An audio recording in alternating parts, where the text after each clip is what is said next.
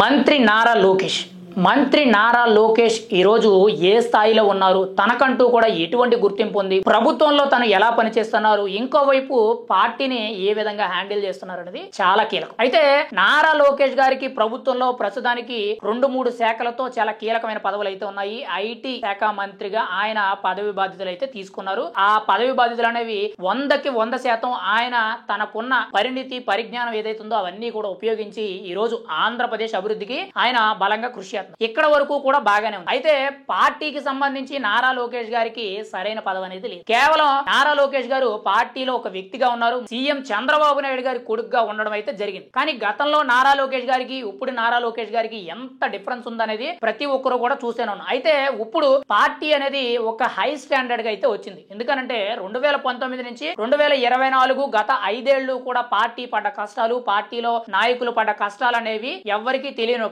ప్రతి ఒక్కరు కూడా గడ్డు కాలాన్ని చూసి ఈ రోజు ఒక మంచి శుభ పరిణామంలో ప్రతి ఒక్కరు కూడా ఆనందదాయకంగా వాళ్ళకు వచ్చిన పదవులకి న్యాయం చేస్తూ పనిచేస్తున్నారు. అయితే నారా లోకేష్ గారికి టీడీపీలో కూడా చాలా కీలకమైన పదవి కావాలని చెప్పి టీడీపీ పోలిట్ బ్యూరో సభ్యులే గాని, టీడీపీ అధిష్టాన నాయకులే గాని, సీనియర్లే గాని ప్రతి ఒక్కరు కూడా నారా లోకేష్ ని ప్రమోట్ చేయాలి, నారా లోకేష్ కి కీలక పదవులు అనేవి పార్టీ పగ్గాలు అప్పచెప్పాలని చెప్పి ఒక రకంగా చెప్పాలంటే పెద్ద ఎత్తున గుసగుసలు అయితే వినిపిస్తాయి. అయితే దీనికి వేదికగా మే 27వ తారీఖున ప్రారంభం కానున్న మహానాడు పండుగ ఏదైతే ఉందో 27, 28, 29 ఈ 3 రోజుల పాటు కూడా కడప జిల్లాలో ఎన్టీఆర్ జయంతి వేడుకలు ఏవైతున్నాయో చాలా ఘనంగా జరగబోతున్నాయి. ఈ మహానాడు వేదికగా టీడీపీ జాతీయ అధ్యక్షుడి పదవి అనేది నారా లోకేష్ గారికి ఇవ్వాలని చెప్పి చాలా మంది కూడా డిమాండ్ చేస్తారు. ఒకవేళ జాతీయ అధ్యక్షుడు కాకపోయినా సరే పార్టీ వర్కింగ్ ప్రెసిడెంట్ పదవి అయినా సరే ఖచ్చితంగా నారా లోకేష్ గారికి అప్పచెప్పాలని చెప్పి ఇంకొక డిమాండ్ వినిపిస్తుంది. ఒకవేళ అది కాదు అన్నట్లయితే ఖచ్చితంగా ఎగ్జిక్యూటివ్ అధ్యక్షుడి కింద అయినా కానీ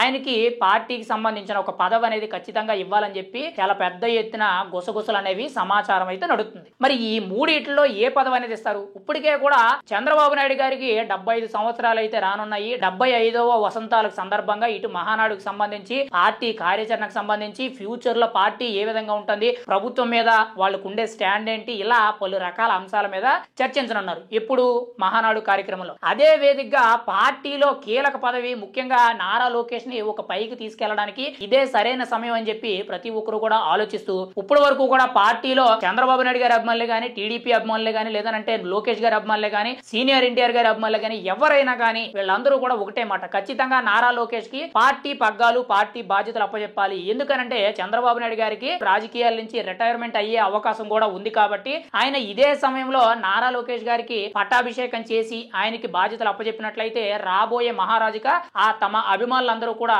చూసుకునే అవకాశం ఉంది అనేటట్టు టీడీపీ నాయకులందరిలో కూడా ఒక ఆలోచన అయితే తడుతుంది. నారా లోకేష్ గారు గతంలో 2009లో రాజకీయాల్లోకి ఎంట్రీ ఇచ్చారు. కానీ ప్రత్యక్ష రాజకీయాల్లో ఎక్కడా కూడా ఆయన పాల్గొనలేదు. ఆయన కేవలం బ్యాక్ డ్రాప్ లో ఉండి రాజకీయాల్లో ఉన్నారు. 2009 నుంచి ఆయన ఉండడం జరిగింది. తర్వాత 2014లో ఆయన పోటీ చేసినా కానీ ఓడిపోయారు. ఓడిపోయిన తర్వాత నామినేటెడ్ కోటాలో ఆయన్ని ఏకగ్రీవంగా ఎమ్మెల్సీ తీసుకొని గతంలో ఆయనకి ఐటీ శాఖ మంత్రి ప్లస్ మున్సిపల్ శాఖ మంత్రిగా కొన్ని కీలకమైన శాఖలు అయితే ఆయనకు అప్పచెప్పడం జరిగింది. ఏది ఏమైనా సరే అప్పుడు నారా లోకేష్ గారు ఓడిపోవడంతో ఆయన చేతగాని వ్యక్తి, ఆయనకి మాట తీరు సరిగ్గా రావడం లేదు. చంద్రబాబు తర్వాత టీడీపీ కుదేలైపోతుంది. చంద్రబాబు తర్వాత నారా లోకేష్ ఆ వారసత్వాన్ని, ఆ లెగసీ ఏదైతే ఉందో దాన్ని కంటిన్యూ చేయలేరని చెప్పి చాలా విమర్శలు అయితే వచ్చాయి. కానీ ఎవరైతే అవమానించారో, ఎక్కడైతే అవమానించారో అక్కడే నిలబడి అక్కడే గెలిచి ముఖ్యంగా రాష్ట్ర స్థాయిలో తనకంటూ కూడా ఒక ప్రత్యేకమైన గుర్తింపు ఉందని చెప్పి తిట్టినోళ్ల చేతే జై కుట్టించుకునే విధంగా నారా లోకేష్ యొక్క పనితనం అనేది ఈ రోజు కనిపించింది. ఎందుకంటే 2019 నుంచి 2024 వరకు కూడా వైఎస్ఆర్సీపీ ప్రభుత్వంలో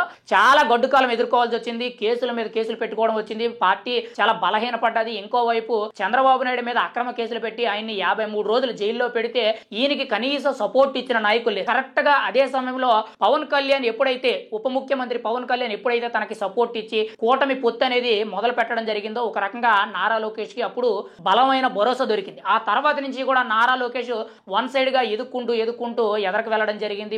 అదే టైంలో పాదయాత్ర అనేది రాష్ట్ర వ్యాప్తంగా యువగలం పేరుతో పాదయాత్ర చేసి ప్రతి చోట కూడా ఉన్న సమస్యలు ఏంటి, ఎక్కడ ఏ ఇబ్బందులు ఉన్నాయో ప్రతి ఒక్కటి గుర్తించి 2024 ఎన్నికల్లో అదే మంగళగిరి నియోజకవర్గం నుంచి పోటీ చేసి హైయెస్ట్ మెజారిటీ రాష్ట్రంలో ఎవరికి రానంత హైయెస్ట్ మెజారిటీ అనేది దాదాపుగా 98,000 పైచిలుకు మెజారిటీతో గెలిచి ఈ రోజు రాష్ట్ర మంత్రివర్గంలో ఐటీ శాఖ ప్లస్ విద్యాశాఖ మంత్రిగా ఆయన ఛార్జ్ తీసుకోవడం అయితే జరిగింది. ఈ రోజు ప్రభుత్వంలో నారా లోకేష్ అయితే థర్డ్ ప్లేస్ లో ఉన్నారని చెప్పి మనం అయితే చెప్పుకోవచ్చు. మొదటి స్థానంలో చంద్రబాబు నాయుడు గారు ఉంటే, రెండో స్థానంలో పవన్ కళ్యాణ్ గారు ఉంటే, మూడో స్థానంలో నారా లోకేష్ గారు ఉన్నారు. ఈ రోజు ఆయన ప్రభుత్వంలో చాలా కీలకమయ్యారు. రాబోయే రోజుల్లో పార్టీని హ్యాండిల్ చేయగలిగే ఆ సత్తా దమ్ము అనేది ఆయనకు ఉంది అని చెప్పి ప్రతి ఒక్కరూ నమ్ముతున్నారు. మరి ఇటువంటి సందర్భంలోనే చంద్రబాబు గారు రిటైర్మెంట్ అయ్యే లోపే కూడా నారా లోకేష్ గారికి అధ్యక్ష బాధ్యతలు అంటే జాతీయ అధ్యక్ష బాధ్యతలు కానీ, లేదంటే పార్టీ వర్కింగ్ ప్రెసిడెంట్ బాధ్యతలే కానీ, లేదంటే ఎగ్జిక్యూటివ్ అధ్యక్షుడు బాధ్యతలే కానీ ఏదో ఒక కీలక పదవి అనేది పార్టీ స్టాండ్ నుంచి కీలకమైన పదవి ఇవ్వాలని చెప్పి